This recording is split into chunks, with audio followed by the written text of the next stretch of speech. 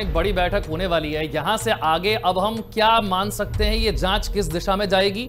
और जिस बात की आपने आशंका जाहिर की कि अभी ये एक धमाके तक हो सकता है ना रुके, आगे प्लानिंग बहुत बड़ी हो, इसे रोकने के लिए क्या करना होगा? जब ये देश की राजधानी दिल्ली में, दिल्ली के भी दिल में लाल किले तक पहुंच गए, तो फिर बाकी इलाकों से हम इन्हें कैसे रोकेंगे? अब हमारी इंटेलिजेंस को किस दिशा में चलना है, सिक्योरिटी एजेंसी को किस दिशा में चलना है? ये जो धमाका हुआ है, इसमें जो आईईडी बनाया गया है वो तो बहुत आसानी से बन सकता है। अमोनिया नाइट्रेट तो कमर्शियली अवेलेबल है। इसका इस्तेमाल खाद बनाने के लिए, उर्वरक बनाने के लिए होता है। और धमाके होने वाले हैं और किसी जगह पर, उस पर ज्यादा ध्यान देने की आप यूके देवनाथ साहब क्यों कह रहे हैं कि और धमाके होंगे या हो सकते हैं, या क्यों आपको ऐसा लग रहा है कि शायद 2900 किलो विस्फोटक पकड़ा गया था? 70,000 जवानों में से अगर 12 घंटे की भी ड्यूटी आप करा लेंगे तो 30,000 जवान तो अपने घर में थोड़ा रेस्ट ले रहे होते हैं, थोड़ा नींद ले रहे होते हैं। बस एक बुकलेट, छोटी सी किताब, कागज होते हैं छोटे छोटे, जिसमें पहले से ही केमिकल लगा होता है। उसको जैसे ही वो गाड़ी के बॉडी पर या सड़क पर रगड़ते हैं तो कौन सा एक्सप्लोसिव है वो, उसका कलर चेंज हो जाता है या उसमें लाइन रीडिंग होती है। नमस्कार, मैं हूं आपके साथ विशाल कालरा। दिल्ली धमाके को लेकर बड़ी खबरें लगातार हमें आप तक पहुंचा रहे हैं। एक और बड़ी खबर सामने आई है। मोहम्मद उमर के 2 भाई को हिरासत में लिया गया है। मोहम्मद उमर की मां को भी हिरासत में लिया गया है।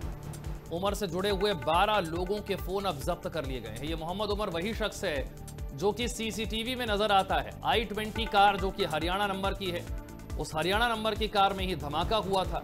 इसी कार को ड्राइव कर रहा था मोहम्मद उमर नाम का ये शख्स, जो कि सीसीटीवी में भी नजर आया है। अब मोहम्मद उमर के 2 भाई हैं, इन्हें हिरासत में ले लिया गया है। मोहम्मद उमर की मां को हिरासत में ले लिया गया है और उमर से जुड़े हुए 12 लोगों के फोन अब जब्त कर लिए गए हैं, ताकि पता लगाया जा सके कि उमर क्या इनके कांटेक्ट में था, इनसे किस तरह की बातचीत हो रही थी, किस तरह की चैट हो रही थी, क्या धमाके को लेकर कोई जानकारी इसमें दी गई थी। जो भाई हैं, क्या उन्हें इस बारे में पता था, क्या मां को पता था? इसके पुलवामा कनेक्शन होने की बात सामने आती है, हालांकि अभी तक पुष्टि नहीं हो पाई है। यह गाड़ी सलमान नाम के शख्स की थी, जिसे कई बार आगे बेचा गया और आखिरी बार जिस व्यक्ति ने इस कार को खरीदा वो मोहम्मद उमर नाम का शख्स है, यानी कि आखिरी ओनर इस कार का वही था। हरियाणा नंबर की i20 कार जो कि सीसीटीवी में नजर आई। फिर लाल किले के मेट्रो स्टेशन के गेट नंबर 1 के पास जहां धमाका हुआ, ये इसी कार में धमाका हुआ, इसी कार में विस्फोटक रखा हुआ था, ये माना जा रहा है। और इसी कार में हुए धमाके के बाद आसपास की गाड़ियां चपेट में आई, कई लोग चपेट में आए, उनकी जान चली गई।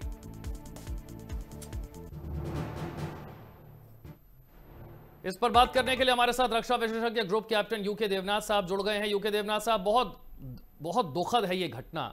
देश की राजधानी में लाल किले के पास, मेट्रो स्टेशन के पास, बीच सड़क पर इस तरीके की घटना। कल शाम से आप भी जरूर इसे देख रहे होंगे और इसे समझ रहे होंगे। आपका अनुभव और आपका एनालिसिस क्या कहता है? शुरुआती जो जानकारियां हैं हमारे पास इस धमाके को लेकर। जी हाँ, शुरुआती जानकारियां जो आ रही हैं वह इस तरफ इंगित कर रही हैं कि शायद इस तरह के धमाके और भी हो सकते हैं। जो कल शाम को धमाका हुआ उसमें जाहिर बात है 5, 10, 20 किलो एक्सप्लोसिव का इस्तेमाल किया गया। फरीदाबाद में जो सोर्सेज हैं वो बता रहे हैं कि 2700 किलो से ज़्यादा एक्सप्लोसिव्स, जिसमें कि अमोनिया नाइट्रेट भी है, हासिल किया गया है। तो काफ़ी संभव है, ट्रेंड इस तरफ इंगित कर रहे हैं कि शायद इस तरह के धमाकों के लिए और भी कुछ आईईडीज बनाए गए होंगे। तो क्या आज, कल, परसों Delhi police, Haryana police, UP police और बिहार में इलेक्शन हो रहे हैं, सबको बहुत चाक-चौबंद रहना पड़ेगा? जी हाँ, क्योंकि अभी आज बिहार में इलेक्शन हो रहे हैं, अगले कुछ महीने के अंदर वेस्ट बंगाल में इलेक्शन हो रहे हैं। तो विदेशी ताकतों की बहुत बड़ी एक कोशिश रहेगी कि भारत के एडमिनिस्ट्रेशन को, भारत की सरकार को कमजोर दिखाया जाए कि भारत में आंतरिक गड़बड़ियां हो रही हैं। तो जो धमाका हो गया है इस पर इन्वेस्टिगेशन जारी रहेगी, लेकिन आगे क्या और धमाके होने वाले हैं और किसी जगह पर, उस पर ज्यादा ध्यान देने की आप जरूरत यूके है। देवनाथ साहब क्यों कह रहे हैं कि और धमाके होंगे या हो सकते हैं, या क्यों आपको ऐसा लग रहा है कि शायद 2900 किलो विस्फोटक पकड़ा गया था, या इस वजह से आप कह रहे हैं, या फिर आपको लग रहा है कि ये हमारी सिक्योरिटी को भेदते हुए देश की राजधानी के दिल में पहुंच गए, लाल किले तक पहुंच गए, यानी कि स्ट्रैटेजी बहुत पक्की है इनकी, इसलिए आपको लग रहा है कि और धमाके होंगे? क्यों आप ये आशंका जाहिर कर रहे हैं? विशाल जी, मैं इसलिए इस तरह से बात कर रहा हूँ कि जिस तरह से तार इसके कश्मीर से लेके सहारनपुर, दिल्ली, फरीदाबाद और अहमदाबाद तक फैले हुए निकले हैं, तो लगता है कि इस चेन में और भी लोग होंगे। ठीक है, उमर नबी जो है वो मारा गया इस धमाके में, और उसके जो अलग अलग साथी हैं, तारिक को अरेस्ट किया गया है, आमिर रशीद को पुलवामा में अरेस्ट किया गया है, उनकी पूछताछ हो रही है। लेकिन ये सब कड़ी हैं, अभी तक शायद हमें इनके मास्टरमाइंड का पता नहीं है। क्या इनका मास्टरमाइंड कोई बड़ा स्लीपर सेल चला रहा है? क्या बहुत सारे इस तरह के लोन वुल्फ अटैकर अभी अलग अलग जगह पर छिपे हुए हैं? वो बहुत इंपॉर्टेंट है। ये जो धमाका हुआ है, इसमें जो आईईडी बनाया गया है, वो तो बहुत आसानी से बन सकता है। अमोनिया नाइट्रेट तो कमर्शियली अवेलेबल है, इसका इस्तेमाल खाद बनाने के लिए, बनाने के लिए होता है। तो शुरुआती दौर में ऐसा लगा कि शायद ये कोई स्पेशल मिलिट्री ग्रेड एक्सप्लोसिव हो सकता है, या आरडीएक्स हो सकता है, जो कि बॉर्डर की उस तरफ से ड्रोन से भेजा जा रहा है। लेकिन अब अगर 2700 किलो एक्सप्लोसिव की बात हो रही है, तो फिर वह तो ड्रोन से बॉर्डर की उस तरफ से इतना बड़ी तादाद में भेजना मुश्किल है। तो जो नॉर्मल कमर्शियली अवेलेबल केमिकल्स हैं, उनका इस्तेमाल किया जा रहा है। अब अमोनिया नाइट्रेट जो है, जाहिर बात है कि ये अपने आप तो फटेगा नहीं, इसके लिए टाइमर्स या इनिशिएटर्स की जरूरत पड़ती है। कल फरीदाबाद में 20 टाइमर्स को जब्त किया गया था, तो वो तो बहुत ही छोटा जखीरा है, हो सकता है कि और भी हों। जो ये टाइमर्स होते हैं, ये जो इनिशिएटर्स होते हैं, ये तो जैसे जहां पर भी खदानें होती हैं, जहां पर भी हम जमीन के नीचे पत्थर तोड़ते हैं, डायनामाइट का इस्तेमाल होता है, सब जगह इस तरह के टाइमर्स का इस्तेमाल होता है। तो बहुत जल्दी पुलिस को देखना पड़ेगा कि अमोनिया नाइट्रेट कौन कौन कहां कहां किस तरह से खरीद रहा है। जितने भी अमोनिया नाइट्रेट के विक्रेता हैं, खासतौर से उत्तर भारत में, उनको लाइसेंस अप्लाई करना पड़ता है, और जो जो उनसे अमोनिया नाइट्रेट खरीदते हैं, उनको उनके पास डिटेल्स होती हैं। तो पुलिस को ये सारे खंगालने पड़ेंगे कि आगे क्या एक और धमाके की तैयारी हो रही है। हाँ, जहां तक इस धमाके की बात है, काफी सारे लीड्स मिल गए हैं।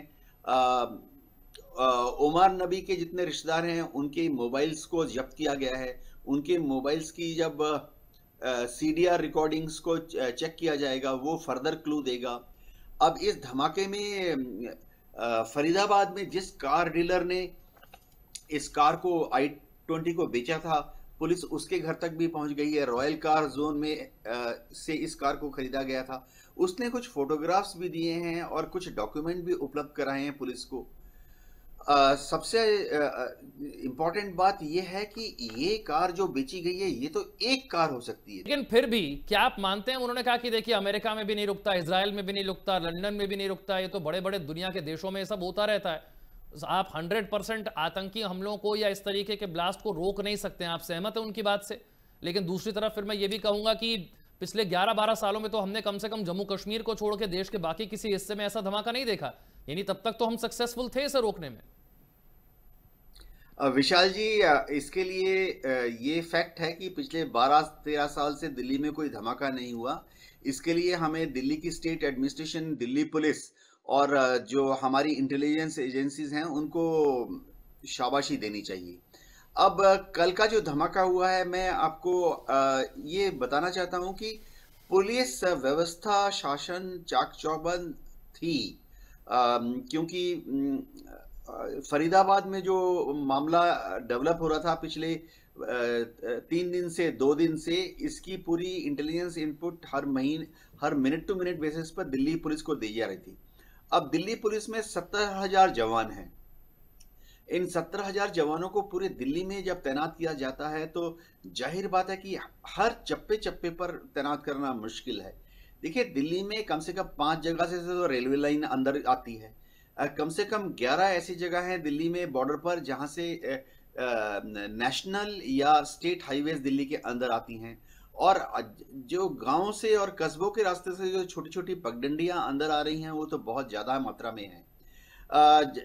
लेकिन मैं आपको ये भी बताना चाहता हूं कि दिल्ली पुलिस ने जो सीसीटीवी लगाए हैं और जो मोबाइल डिटेक्शन सिस्टम है, इनका कॉल डिटेल रिकॉर्डिंग्स है, उसको खंगालने के बाद आस्ते आस्ते दिल्ली पुलिस बहुत तेजी से एक कंक्लूजन की तरफ पहुंच रही है।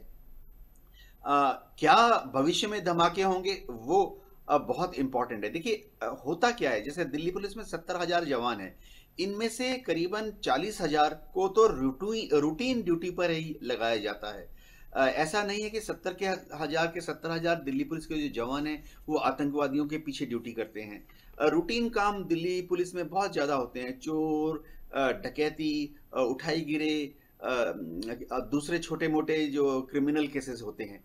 उसके बाद जो 30,000 दिल्ली पुलिस के जवान हैं उनको मैं एडमिनिस्ट्रेशन पॉइंट से बता रहा हूं कि अगर इनकी आप 8-8 घंटे या 12-12 घंटे भी ड्यूटी लगा लें तो किसी भी वक्त 70,000 जवानों में से अगर 12 घंटे की भी ड्यूटी आप करा लेंगे तो 30,000 जवान तो अपने घर में थोड़ा रेस्ट ले रहे होते हैं, थोड़ा नींद ले रहे होते हैं।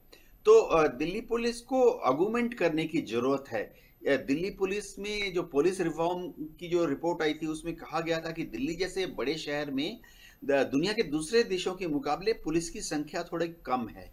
हाँ, सीसीटीवी, आधुनिक तकनीक, मोबाइल डेटा कलेक्शन और अब एआई के इस्तेमाल से व्यवस्था को और सुदृढ़ और सुचारू किया जा रहा है, उसमें समय लगेगा।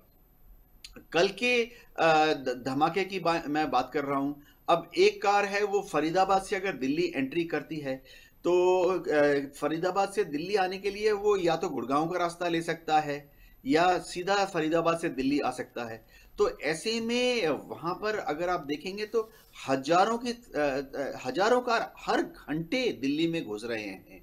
तो अगर आप देखेंगे सीसीटीवी लगाए हैं, बैरिकेड्स लगाए जाते हैं, दिल्ली पुलिस के जवान और जो इंस्पेक्टर्स हैं वो हर कार को नजदीक से देखते हैं।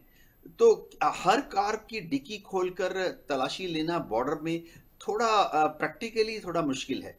उसके बाद ये कार आ गई लाल किले के सामने, सुनहरी मस्जिद के सामने पार्किंग में 3 घंटे खड़े रहे।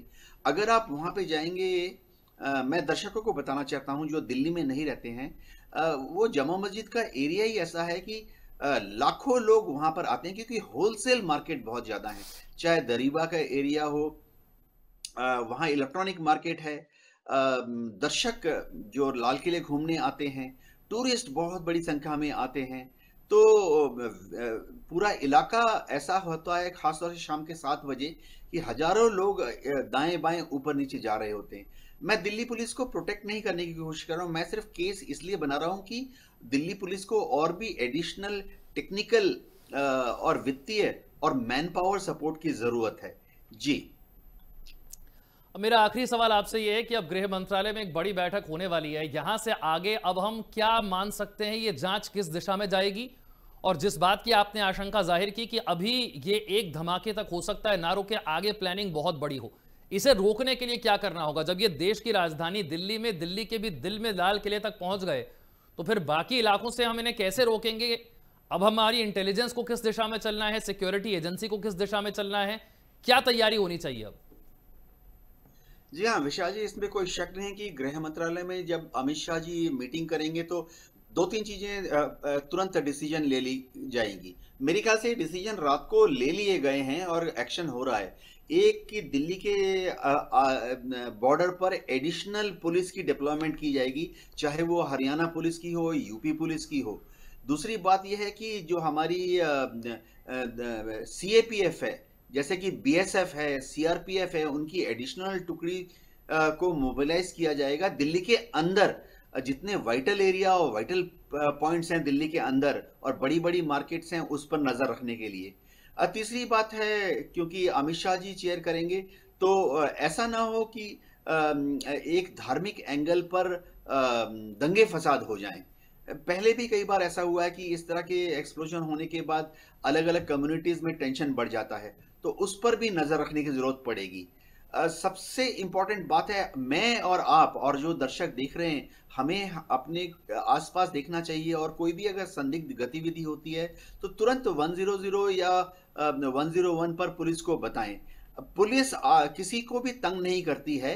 आप जस्ट इनपुट दीजिए कि फलाने जगह पर एक ये संदिग्ध मॉड्यूल कार पुराना देखी ही है। गई ये है। तो जैश ए मोहम्मद, अंसार, गजवातुल हिंद, इस तरह के दो आतंकी संगठनों के नाम आ रहे हैं अभी, और ये कहा जा रहा है कि पुराना तरीका है, फिदाइन हमलावर है, ये लोग तो मरने के लिए तैयार होकर आते हैं, इनका ब्रेन वॉश कर दिया गया है, ये तो भारत में ही रहते हैं, यहीं पर रहते हैं, यहीं के स्लीपर सेल हैं।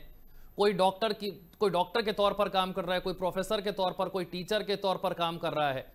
ये भी सवाल है कि इतना सारा विस्फोटक आ कहां से रहा है? ये 3000 किलो विस्फोटक जमा करना, ये कोई आम आदमी के बस की बात है क्या? जाहिर बात है कि इसमें एक ऑर्गेनाइज्ड सपोर्ट सिस्टम है।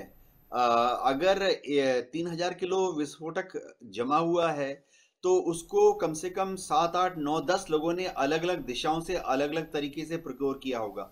बॉर्डर के उस तरफ से क्या आया है? देखिए, अमोनिया नाइट्रेट आमतौर पर अवेलेबल है। अगर नॉर्थ इंडिया की बात करें, उत्तर प्रदेश, हरियाणा, पंजाब, उर्वरक के हिसाब से इस्तेमाल होता है। तो अगर ये मिलिट्री ग्रेड एक्सप्लोसिव है, अभी हमें पता लगेगा। मैं अगर का इस्तेमाल इसलिए कर रहा हूँ क्योंकि जो एफएसएल की रिपोर्ट है उसमें अभी तक कोई ऐसी इंडिकेशन नहीं आई है शुरुआती जांच में कि ये कोई आरडीएक्स था या कोई दूसरा मिलिट्री एक्सप्लोसिव था।